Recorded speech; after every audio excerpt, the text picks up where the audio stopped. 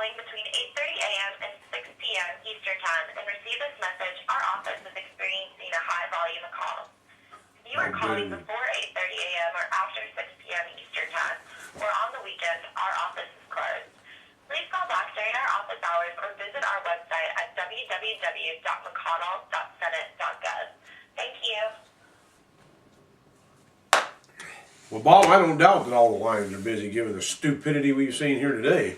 Well, Bob, I can't believe that we've read what we've read and I've heard what we've heard. Yeah, I pulled this up off the computer off of Politico. And what this story says is that Senate leadership, mentioning particularly Mitch McConnell, has a draft bill to turn over control of the sequester budgeting to President Obama. Why? Good question. You know, I've looked down through this, and we were sitting there talking about it, and this quote from McConnell says, "The goal isn't to hand over congressional authority, it's to make sure the cuts actually happen." I thought that was the Senate's job to do the cuts and make sure they happened. Well, whether it's his goal to turn over congressional authority or not, that's what this will do. Well, it sure will. And where do they have it? And I see you got your pocket constitution there in your pocket. Where do they have I've been all through this thing. I can't find any place where they have constitutional authority to take their delegated powers and delegate it to another branch of government.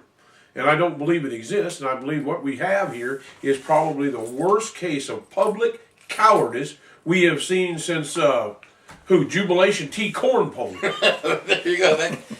You may have just hit it right on the hill there, and I just don't understand this whole thing. I mean, how could they even sit back and think that the public would, number one, want them to do such a thing, and two, would put up with them doing it?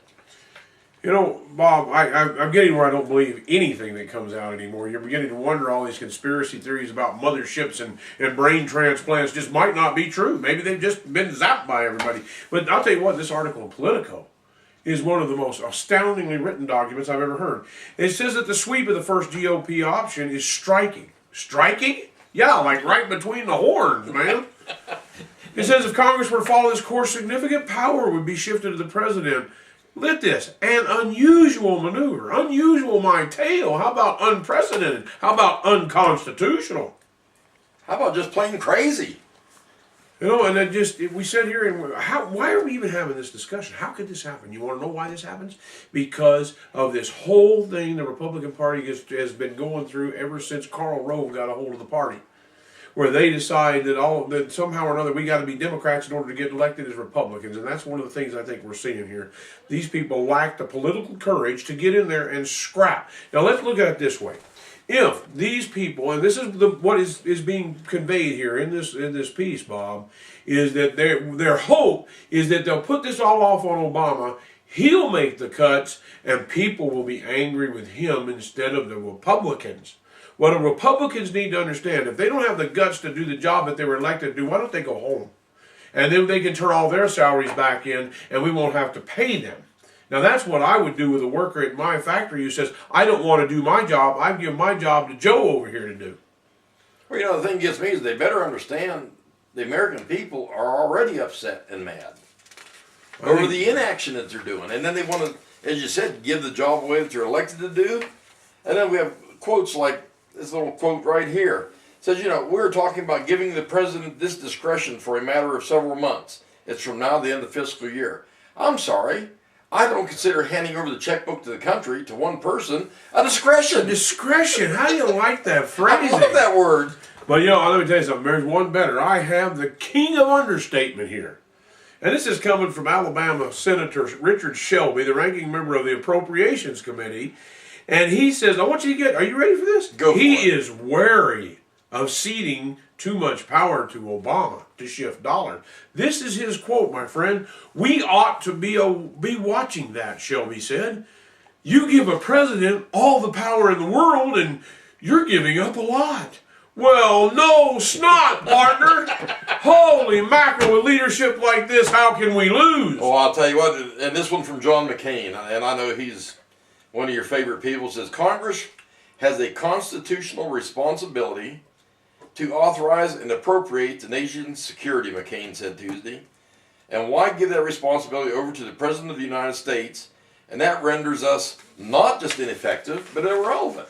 You know, that's one of the Amen. most truthful statements I've ever heard McCain utter. McCain make, you know, and I thought he was kind of maybe getting to an age anymore where we didn't want to listen to him, but that's as cogent a statement as I've ever heard. You got that right. And you know what? This is the problem, and this is where the frustration the American people are feeling, Bob, is the fact that our representatives, those people who are there to fight for us, those people who are our representatives to this government, have indeed become irrelevant.